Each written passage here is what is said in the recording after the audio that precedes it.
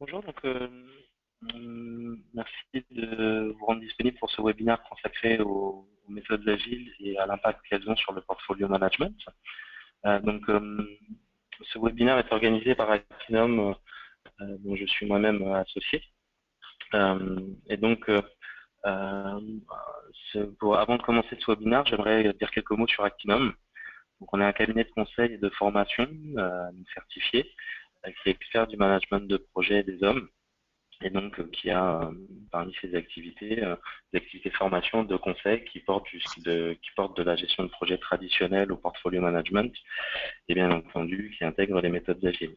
Actinum s'appuie sur un réseau de 45 consultants formateurs et coachs qui apportent ses expertises méthodologiques, managériales en contexte de projet.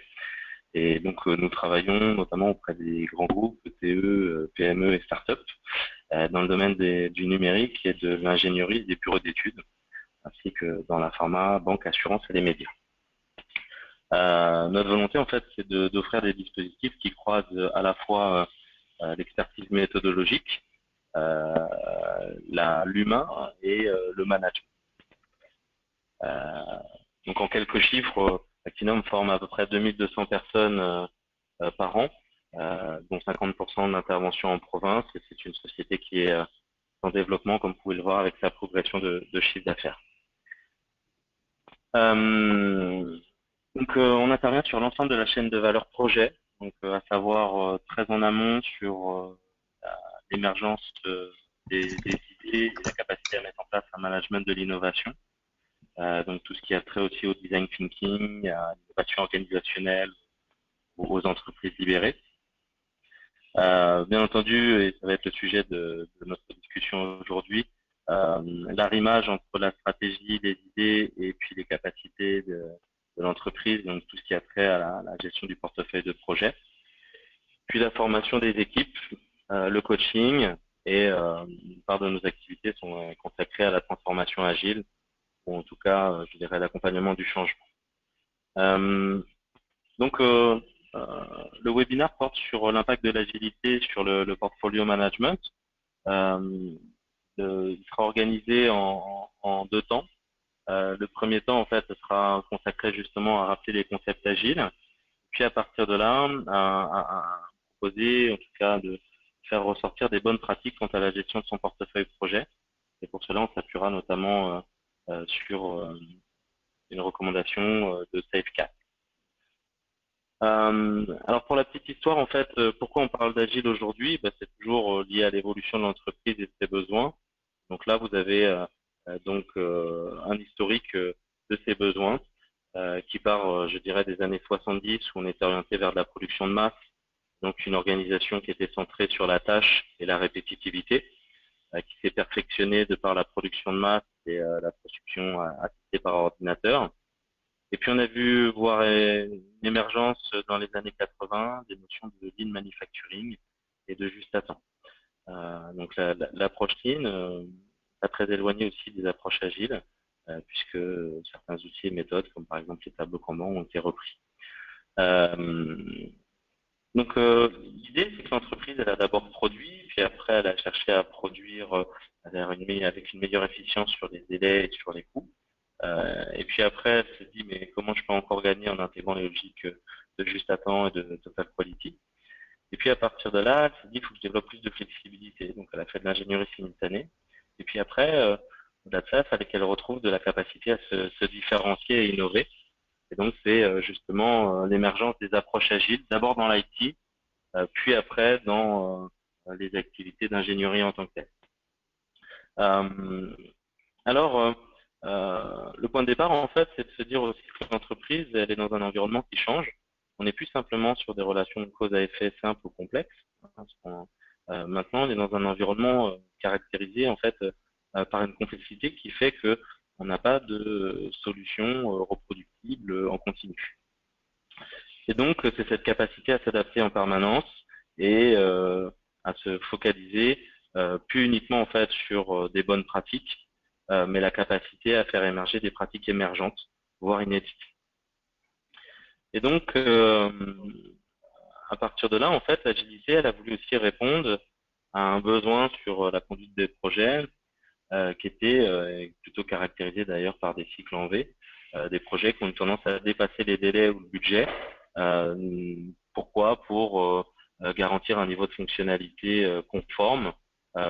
Et par exemple, si on parle du cycle en V, ce qui a généré aussi des écarts, c'est le fait qu'on ne soit pas à périmètre ISO constant sur les fonctionnalités attendues. Donc là, on voit que par exemple, seulement 39% des projets sont des succès, 43% sont mitigés et 18% sont en échec, avec une ventilation un peu différente entre les petits et les grands projets.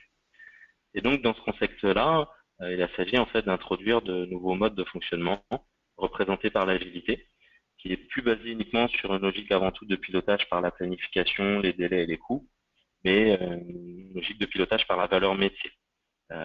Donc l'idée étant de l'agilité, de pouvoir constater des valeurs à court terme et aussi de maîtriser en fait la capacité à produire cette valeur. Et donc avec une volonté de fiabiliser les estimations, notamment les estimations de délai. Alors comment fonctionne l'agile? L'objectif en fait c'est d'être capable de produire une valeur attendue dans un délai de 2 à 4 semaines, ce qu'on appelle un sprint. Et pour cela, en fait, on va très vite s'orienter vers l'action, mais plutôt que de passer du temps à spécifier, on va avoir une liste narrative des besoins, ce qu'on appelle des user stories. Donc, une user story, c'est par exemple moi en tant que je veux pour. Et donc, on va prendre une formalisation des user stories par type de partie prenante. Et on va les synthétiser dans ce qu'on appellera en fait un backlog, qui est le backlog du produit, qui est l'ensemble de ces user stories. Et puis on va isoler en fait dans ce backlog ce que l'on va vouloir réaliser dans une fenêtre de tir à 2-4 semaines, ce qu'on appellera le backlog du sprint.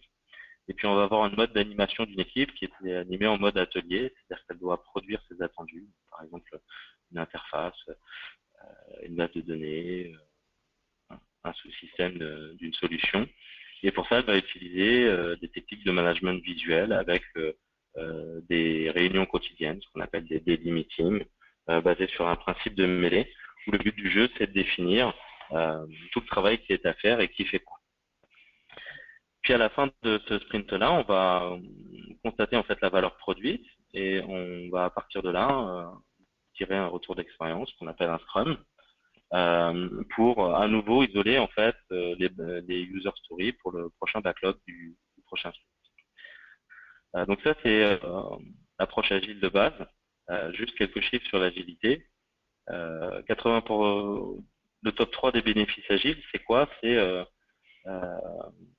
amélioration de 87% des capacités à manager les changements de priorité, amélioration de la productivité de 80%, et amélioration de la visibilité sur les projets de l'ordre de 84%. Donc, ce qui est intéressant, en fait, c'est balayer aussi, je dirais, un a priori sur l'agilité, qui est de penser que l'agilité, c'est forcément la capacité à dériver. Au contraire, je dirais que c'est basé sur un principe simple, c'est qu'à partir du moment où on rapproche des jalons, des attendus, on a des chances de moins dériver. C'est-à-dire que si on se donne l'objectif de réaliser des choses d'ici la fin de semaine, et ceux qu'on les reproduit toutes les semaines, il y a de grandes chances qu'on soit à l'objectif à un mois, alors que si on avait simplement dit, bah tiens, dans un mois, il faudrait qu'on soit là. Et puis l'agilité utilise des notions pour être capable de fiabiliser en fait sa production. Et donc on a donc ce qu'on appelle des daily meetings quotidiens avec des principes d'analyse de performance. Donc l'agilité, c'est vraiment basé sur les interactions. Donc là, c'est issu du manifeste agile. Hein. Les valeurs d'agilité, c'est les interactions plus que les processus et les outils. La volonté d'aller vers des logiciels opérationnels plus qu'une documentation pléthorique. Une volonté de favoriser la collaboration entre les différents acteurs plus que une négociation entre ces acteurs-là. Et puis une adaptation permanente au changement. Donc voilà ce que c'est que l'agile. Et puis maintenant, en fait, la question c'est, oui, mais comment fait-on quand on agit au sein d'une entreprise qui elle-même a des stratégies et qui a une planification moyen terme, long terme, et qui se doit en même temps d'être capable de tirer profit des opportunités, de développer de la flexibilité dans ses organisations et donc d'intégrer justement des fonctionnements en agile. Alors, ici, vous avez une présentation donc de SAFE, donc SAFE 4.0 for Lean Software and System Engineering. On a fait le choix de vous présenter SAFE parce que c'est une modélisation assez intéressante des différentes couches de management de l'entreprise, à l'échelle de l'équipe, à l'échelle d'un programme, à l'échelle d'un train de fonctionnalités attendues, et puis à l'échelle du portfolio management en tant que tel. Donc nous, on va isoler dans ça les différentes parties qui nous intéressent, et puis préciser les modes de fonctionnement idéal. Donc, si on regarde SAFE, la couche basse, c'est justement la couche agile. Donc, dans la couche agile, ce qui va être important, c'est de voir que on a avant tout une équipe intégrée qui va fonctionner comme un mode atelier et donc qui elle-même aura deux rôles clés qui sont ceux qu'on retrouve en agile, donc un Scrum Master et un Product Owner. Le Product Owner, donc c'est le propriétaire justement du produit et c'est lui qui va fournir auprès du Scrum Master les user stories et donc le backlog attendu du sprint. Ce Scrum Master, lui, il aura pour but d'organiser en fait la réalisation de ses travaux, de prendre des engagements sur les délais. Donc il y a quand même une discussion sur la capacité à produire ces attendus dans le sprint en question. Donc on retrouve ces concepts-là d'agilité avec donc un management type Kanban, ce qu'on appelle les Scrum Boards, par le Scrum Master. Alors déjà, ça repense la fonction chef de projet, puisque en fait, vous avez un commanditaire éclairé qu'on appelle le Product Owner, qui lui vous envoie des paquets de travaux au fil de l'eau, découpés en différents sprints. Et puis un Scrum Master qui fonctionne comme un atelier de réalisation. Et donc, en effet, votre Product Owner, il faut qu'il ait lui en tête une stratégie de développement avec des points de passage intermédiaires définis. Et donc, ça c'est la couche basse et qu'on intégrera dans ces équipes type Scrum Master des besoins qui peuvent émaner de différents Product Owners, qu'ils soient projets ou programmes. Donc c'est ce qu'on appelle les incréments, donc les programmes incréments et les objectifs. Donc là, ce qu'on voit, c'est qu'en fait, il y a un ensemble d'itérations qui visent à satisfaire les attendus d'un Product Owner. Donc là, la notion qui est importante de retenir, c'est qu'il y a une production indifférenciée. C'est quel que soit le produit et les Product Owners, on a des équipes de réalisation. Puis la couche supérieure, en fait, c'est la couche programme en tant que telle, où là, en fait, ce programme se doit en fait de réaliser une solution. Donc, on va retrouver à l'échelle du programme un rôle qui est essentiel, qui est le rôle de l'architecte. C'est cet architecte-là qui va avoir en tête justement comment décomposer des besoins en ce qu'on appellerait en fait des fonctionnalités attendues, les features. Et donc lui, cet architecte, il jouera le rôle de product owner vis-à-vis des équipes en dessous dites agiles, et donc il enverra au fil de l'eau un certain nombre de trains de fonctionnalités. Donc lui, ses étapes de maturité dans son développement, c'est ce qu'on appelle des releases, et il les découpe à travers différents sprints et il envoie des paquets de travaux au Scrum Master. Donc là, on est monté sur une logique programme. Donc dans la relation au programme, c'est qu'on a des équipes de développement animées par des Scrum Masters qui travaillent pour plusieurs architectes, donc responsables de ces programmes. Maintenant, en fait, quand on parle ça, on va avoir, quand on parle de ça, on va remonter sur les couches supérieures. Donc la couche supérieure, c'est justement le portfolio management. Alors le portfolio management, il a plusieurs rôles. Son premier rôle, c'est avant tout d'intégrer la vision stratégique de l'entreprise, de mobiliser les ressources sur les projets qui participent à cette vision stratégique et d'assurer une cohérence dans la coordination de ces moyens. Alors, comment il va faire en contexte agile? En contexte agile, lui, il va se concentrer avant tout sur la valeur attendue, ce qu'on appelle les flux de valeur, et puis il va faire de l'allocation budgétaire au fil de l'eau en fonction de ces flux de valeur attendus. Donc, si on détaille son rôle là, comme on le retrouve dans un portfolio classique, Le premier niveau, c'est de pouvoir catégoriser les projets. Alors, dans les catégorisations de projets, on a les projets stratégiques, on a les projets d'idées à faire, les projets business, on a des projets techniques, et puis toute forme de projets transverses qui peuvent émaner de communautés. Pardon.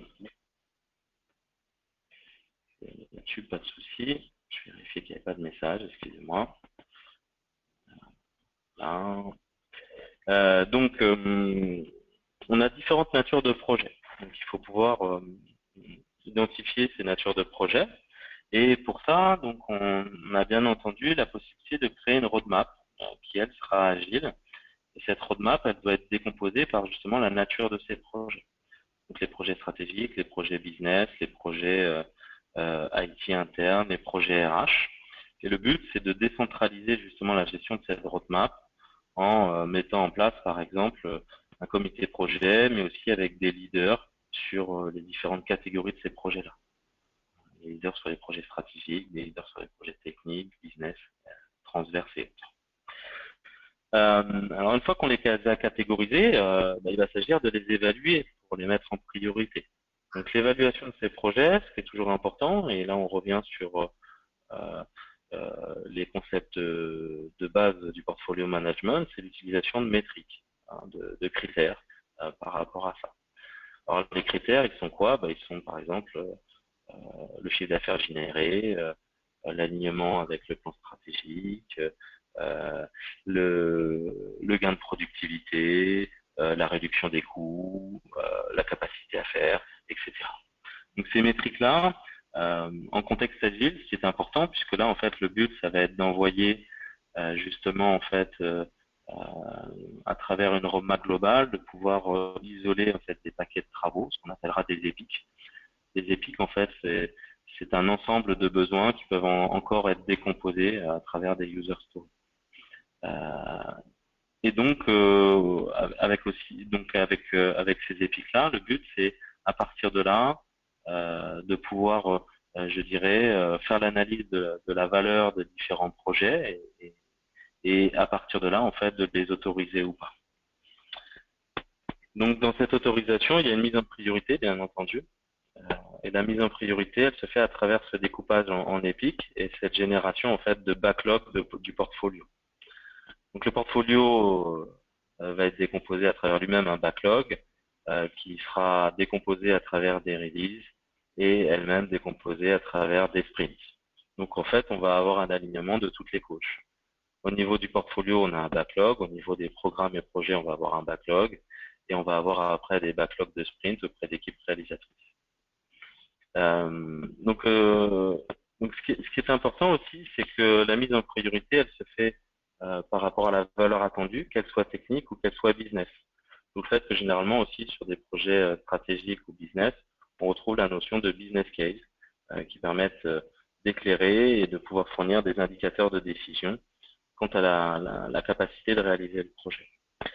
Alors, un des points qui était important, c'est pas uniquement quand on fait du portfolio management de décider en fait de qu'est-ce qui a le plus de valeur et qu'est-ce que l'on devrait faire, c'est aussi croiser avec nos capacités. Nos capacités, c'est nos compétences, c'est la disponibilité de ces compétences-là, et c'est aussi les moyens financiers dont on dispose. Et donc, ces croisements-là, en fait, il est important en fait d'introduire dans les métriques entre la notion en fait de besoin et d'épique, et puis de temporalité à travers ces releases et ces sprints, la notion de capacité, ce qu'on appelle la capability. Et donc c'est sur ce croisement entre valeur ajoutée et capacité à l'instant T que l'on va pouvoir engager des travaux dans une fenêtre de tir à 1 mois avec des releases qui peuvent être de 3 à 6 mois. Une des règles de base, c'est quand même de fonctionner en temps bloqué. Même si on est dans un contexte agile, il faut imaginer que par exemple sur une période d'1 mois, on cherche à ne pas remettre en cause les sprints qui ont été autorisés au niveau des programmes et des projets. Et d'attendre en fait qu'on soit à chaque fois sur des fins de sprint ou de release pour arbitrer sur la reconfiguration du portefeuille. Pourquoi? Parce que sinon on génère ce qu'on appelle de la dette de développement et on ne finit jamais en fait un développement en cours Et à partir de là, en fait, on n'a pas d'éléments qui sont en capacité, en tout cas, d'être exploitables. La quatrième étape, en fait, c'est bien sûr le suivi et l'équilibrage du portefeuille. Donc, le suivi et l'équilibrage du portefeuille, comme il se fait à l'échelle d'un projet agile au niveau d'un Scrum Master et d'un Product Owner, bah, il se fait aussi à l'échelle programme entre justement en fait le porteur du besoin et architecte de ce développement-là. Et il peut se faire bien sûr à la couche supérieure au niveau portfolio. Donc comment on fait bien, on s'appuie toujours sur la roadmap pour savoir si on en est et on mesure la valeur produite de chaque projet programme et on a une repriorisation à l'échelle du programme et du portefeuille. Alors quand même, ce que j'aurais à recommander, c'est qu'il faut garder à l'esprit que pour que ça puisse fonctionner, l'important c'est quand même d'avoir une vision qui soit assez claire. Donc on soit capable de définir en fait, de traduire la vision en thème stratégique et en objectif stratégique, d'être capable toujours de pouvoir le décliner en projet et portefeuille et programme. Bien entendu, de s'appuyer sur une roadmap qui soit visuelle, qui permette justement d'avoir la possibilité de voir les projets stratégiques qui sont autorisés, les projets d'affaires, les projets techniques, les projets transverses, des métriques qui sont utilisées en continu, et puis, bien entendu, des étapes de maturité attendues, qu'on appelle des releases, et qu'on appelle communément aussi des jalons. Une des questions qui est souvent posée, c'est de se dire, bah ouais, mais si on fait de l'agile, finalement, quelle est la capacité du dirigeant là-dedans? Bah, je dirais qu'en fait, la vision qui est portée par le dirigeant et par un comité, bah, c'est le régulateur du portfolio management. À chaque fois qu'on se posera la question de savoir en fait quelle est la valeur attendue, quelle est la valeur produite, quels épis qu'on doit mettre en priorité sur quel projet ou programme, eh ben, ça sera en fonction en fait du degré d'alignement avec cette vision et cet objectif stratégique. Voilà en gros, donc l'idée c'est de poser simplement quelques principes et de dire voilà, l'agilité est compatible avec le portfolio management à condition que lui-même intègre des pratiques agiles dans son fonctionnement. Et donc j'ai tendance à dire aussi que l'idée c'est de changer aussi le mode de fonctionnement, c'est plus uniquement du top-down. On a aussi donc un effet bottom-up où on doit être capable de faire remonter de l'information à des équipes réalisatrices, équipes Scrum, auprès des projets et programmes.